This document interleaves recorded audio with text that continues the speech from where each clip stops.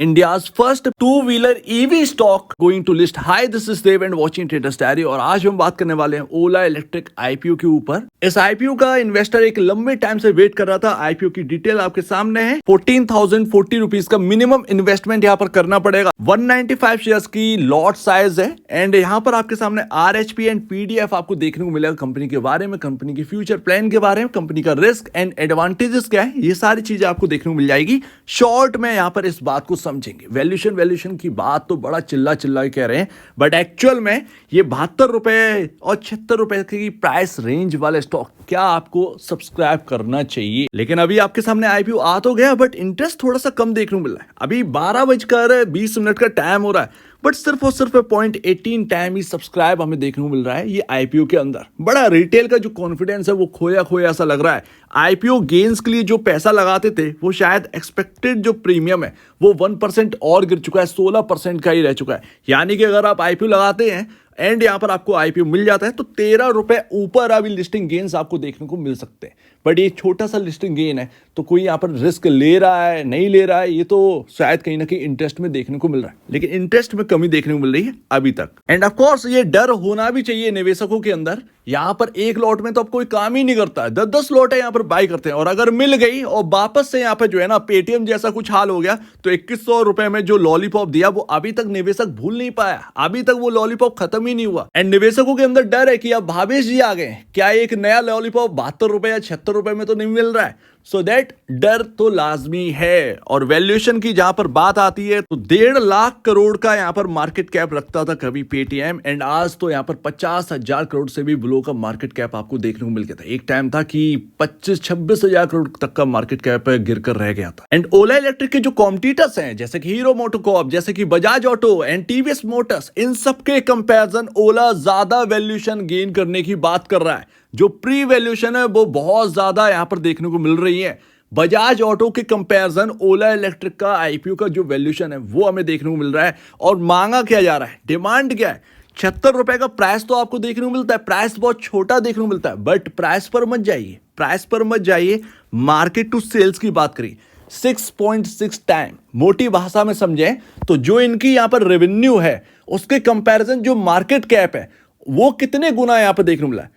Revenue के comparison market cap 6.6 time देखने को मिल रहा है, जो सिर्फ और सिर्फ बजाज ऑटो के पास देखने को मिल रहा है। मार्केट सिर्फ और सिर्फ बजाज ऑटो को ये वैल्यूएशन दे रही है and Ola electric pre IPO valuation ये है। अगर यहां पर लिस्टिंग गेन्स यहां पर देखने को मिले 20 रुपए या 25 रुपए के, तो ये आपका 6.6 टाइम वाला और ज्यादा इंक्रीज होते हुए नजर आएगा। दैट्स वाई प्रीमियम शायद थोड़े से कम रह सकते हैं। शायद आपको लिस्टिंग गेन्स बहुत बेहतरीन देखने को ना मिले क्योंकि आईपीओ आ ही रहा है काफी हैवी वैल्यूएशन पर, लेकिन ये मुमकिन नहीं है शायद, बिकॉज ऑफ प्राइस जो रखा है वो काफी छोटा प्राइस है। एंड हमने देखे हैं कि आईपीओ जितने भी आए हैं छोटे प्राइस में वो थोड़े से चले ही हैं। लिस्टिंग गेन्स के बाद क्या होगा ये तो देखने वाली बात होगी, बट अभी हाल फिलहाल में आईपीओ कहीं ना कहीं एक लिस्टिंग गेन्स के लिए बना हुआ तो है। अब देखिए वैल्यूएशन को मैं ना आसान भाषा में समझाऊंगा, हिंदी में समझाऊंगा और 2-3 लाइनों में खत्म, ठीक है। बट अभी हम देखते हैं बिजनेस पर। बिकॉज ऑफ ओला इलेक्ट्रिक का आईपीओ एक अपॉर्चुनिटी भी आपके सामने क्रिएट करता है। क्या अपॉर्चुनिटी क्रिएट करता है, क्या ये 10 टाइम 20 टाइम वाला यहाँ पर आईपीओ बन सकता है? आज लो और अगले 5 या 7 साल में 10 गुना यहाँ पर वैल्यूएशन पर ओला इलेक्ट्रिक का आईपीओ देखने को मिलेगा। क्या ये वाकई में पॉसिबल है? बिजनेस एनालाइज करिए, छोटा सा एनालाइज करते हैं। फाउंडेड यहाँ पर कब हुआ? 2017 में। अभी क्या चल रही है? 2024। 7 साल यहाँ पर कंपनी को पूरे हो चुके। बट अगर इन दो में अगर आप देखें तो कंपनी को कोविड से भी गुजरना पड़ा है, राइट। उसमें 2017 में जब ये यहाँ पर फाइल किया होगा या यहाँ पर कंपनी बनाई गई होगी तो मैन्युफैक्चरिंग यूनिट भी खड़ी करी गई होगी और उसके बाद कामकाज स्टार्ट किया होगा। मैन्युफैक्चरिंग के बाद डिस्ट्रीब्यूशन नेटवर्किंग वगैरह वगैरह बहुत सारा टाइम खर्च होता है। एंड 2 साल तो कोविड में ही चला गया, 2020 से 2021 आप मान लीजिए। तो ऐसे में बिजनेस भी गिर गए थे काफ़ी ज़्यादा इंडिया के अंदर। एक मिडिल क्लास का अगर बात करें जो अपना यहाँ पर ना सैलरीड नहीं बल्कि सेल्फ एम्प्लॉयड लोग हैं, उनका भी बिजनेस ठप हो गया था। तो एक लंबा टाइम जो यहाँ पर 7 साल दिख रहे हैं उसके अंदर बहुत कुछ हो चुका है। और उसमें आप देखिए 2022 में 373 करोड़ का ही सिर्फ सेल था एंड आप देखेंगे 5010 करोड़ का सेल्स यहाँ पर पहुंच गया। कितने गुना यहाँ पर बढ़ गया है। एंड सिर्फ और सिर्फ ये 3 सालों में 3 साल में कंपनी ने ये करके दिखाया है। तो ग्रोथ देखिए, ग्रोथ देखिए। लॉस मेकिंग क्यों है? लॉस मेकिंग मैं आपको बताता हूं। डिस्ट्रीब्यूशन अगर नेटवर्क आप खड़े करेंगे तो कहीं ना कहीं आपको जो है ना पैसा भी डिस्ट्रीब्यूशन करना पड़ेगा, किसी को मनाने के लिए, किसी इतना करना है भाई, उतना करना है, क्योंकि मार्केट टफ है एंड ऐसे में काफी ज्यादा खर्चे हो जाते हैं। आप देखेंगे कि अगर डिस्ट्रीब्यूशन चैनल खड़ा करना है, कहीं स्टोर्स खड़े करने हैं, तो वहां पर पैसा तो लगेगा एंड वहां पर मोटा पैसा खर्च होता है। ऐसा नहीं है कि ऑनलाइन सेल हो रही है कंपनी के 2 व्हीलर स्कूटर्स, सो दैट पैसे खर्च होंगे, बट एक लिमिट यहां पर जरूर तय होगी। एक टाइम पर आकर ये लॉस मेकिंग से प्रॉफिट मेकिंग भी आए, क्योंकि एक बार ये चैनल खड़ा कर देंगे ना तो उसके बाद सालों साल बस ये चैनल चल रही है। एंड ये डाउन टर्न ना एक बार टेस्ला के साथ भी हुआ था। टेस्ला का भी तो आप थोड़ा सा लीजिए। यहाँ पर जब भी ऑटोमोबाइल एक ऐसी इंडस्ट्री है कि यहाँ पर पैसे की डिमांड बहुत है, बहुत खर्चा करना पड़ता है एंड ऐसे में ओला को भी करना पड़ेगा, राइट? सो दैट टेस्ला भी एक टाइम पर बहुत बड़ा यहाँ पर जो है ना सेल्स कर रही थी, बट उसके कंपैरिजन लॉस मेकिंग बहुत ज़्यादा था, लेकिन उसका स्टॉक चला बिकॉज ऑफ आगे का विजन जो है वो काफ़ी इंपॉर्टेंट था। ऐसे में बीच में गिरा भी था आने के बाद, ऐसा नहीं है कि ये इनका बहुत कुछ हो गया, बट 2020 के बाद आप देखिए कहाँ पर टेस्ला पहुंचे। सो दैट एक अपॉर्चुनिटी तो लेकर आया है ओला इलेक्ट्रिक का आईपीओ, बट यहाँ पर यही देखना होगा कि लिस्टिंग के बाद मार्केट क्या जवाब देता, क्या ये लॉस और बढ़ रहा है। ऐसे में अगर लॉस और बढ़ता है तो वो झटका स्टॉक पर जरूर लगेगा, इस बात को भी ध्यान रखिए। लेकिन ईवी का जो एक ग्रोथ देखने को मिल रही है सेल्स में, वो नजरअंदाज नहीं कर सकते 3 साल की। अब आने वाले टाइम में यही 5,000 करोड़ की सेल्स आपका 3 या 4 साल में 10,000 करोड़ की भी अगर हो जाती है, सो दैट तब यहां पर आप जो वैल्यूएशन चिल्लाएंगे तो क्या होगा। मैं बात कर रहा हूं आगे की अपॉर्चुनिटी की, नॉट कि यहां पर कितना रिस्क है। मैं बिजनेस की बात कर रहा हूं, ना कि यहां पर ना स्टॉक का भाव कैसा है या ये वगैरह वगैरह कैसा है। आज बजाज ऑटो जो है वो 42-43 हजार करोड़ का सालाना सेल करता है एंड आप 5,000 जो 3 साल में यहां पर बनाया वो यहां पर ईयर यहां पर बना रहे हैं। बट ग्रोथ की बात करें तो ग्रोथ यहां पर ज्यादा देखने को मिल रही है, यहां पर उतना ग्रोथ नहीं देखने को मिल रही है। अब ये 10,000 में 2-3 साल में अगर पहुंच जाते, डबल हो जाती है मान लीजिए सेल्स, तो कितना ही अंतर रह जाएगा। एंड ईवी की जो वैल्यूएशन है वो भी आपकी बनेगी ग्रोथ के हिसाब से, यहां पर इन्वेस्टर देखेगा एंड ये अपॉर्चुनिटी ही क्रिएट करेगा।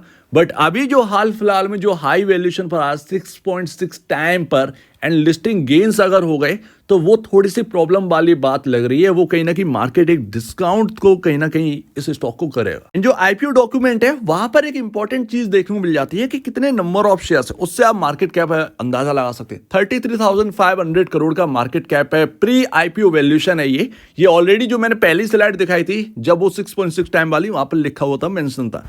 यहां पर 371 crore number of shares total बनेंगे एंड उस हिसाब से ये मार्केट कैप आपका बन रहा है। तो 371 करोड़ नंबर ऑफ शेयर्स अनुमान यहां पर आपको देखने को मिलेंगे ओला इलेक्ट्रिक के। हमने एक बात तो समझ ली कि अपॉर्चुनिटी तो क्रिएट होगी, बट अभी जो 72 रुपए और 76 रुपए का जो प्राइस हमें देखने को मिला, एक्चुअल में 76 रुपए आपका जो फाइनल बिड है वो यहां पर लगेगी एंड वही हाईएस्ट प्राइस है, वहीं पर आप लोग आईपीओ लगाएंगे। क्या वो प्राइस में डिस्काउंट मिलेगा? देखिए रिस्क टेकर भी यहां पर जो है ना अपना थोड़ा सा दिमाग चलाएं और ज्यादा बेहतर है। 33,000 करोड़ कोई बहुत बड़ी वैल्यूएशन भी नहीं है और कोई बहुत छोटी वैल्यूएशन नहीं है ऑटोमोबाइल इंडस्ट्री में, ठीक है भैया। बट आगे के प्लान क्या है कि अगर यहां पर 2 व्हीलर यहां पर सक्सेसफुल होता है तो हम 4 व्हीलर के अंदर भी जाएंगे, यानी कि ओला अब जो है वो 4 व्हीलर कंपनी भी बनने के लिए तैयार है।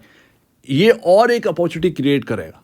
बट हाल फिलहाल की अगर बात करें तो ओला का जो क्रेज हमें देखने को मिल रहा है इंडिया में, वो उसकी ग्रोथ, सेल्स की ग्रोथ जो है वो बता रही है। भले ही आप मार्केट कैप को कंपेयर करते रहें, तो ये कहीं ना कहीं कुछ चीजें हैं, जो कुछ फैक्टर्स हैं, वो हमें लग रहा है कि जिस तरीके की ग्रोथ एंड डिमांड है ओला स्कूटर्स की, वो कहीं ना कहीं और इंक्रीज होती हुई नजर आएगी। एंड हो क्यों ना, उसका यहाँ पर ना अगर आप प्रोडक्ट को देखिए तो ऐसा प्रोडक्ट आपको कहीं देखने को नहीं मिला। इवन बजाज का अगर आप इलेक्ट्रिक व्हीकल स्कूटर आप देखेंगे तो उसको कंपेयर कर लीजिए ओला से, चाहे वो डिजाइनिंग में हो या यहाँ पर पावर में, काफी बेहतर हमें ओला इलेक्ट्रिक के स्कूटर्स देखने को मिल जाते। लेकिन मोटी बात अगर आप समझे तो यस, ये स्टॉक जो है वो 76 रुपए से लुढ़क कर डाउन तो आ सकता है बिकॉज ऑफ 6.6 टाइम यहाँ पर जो है ना ज्यादा है।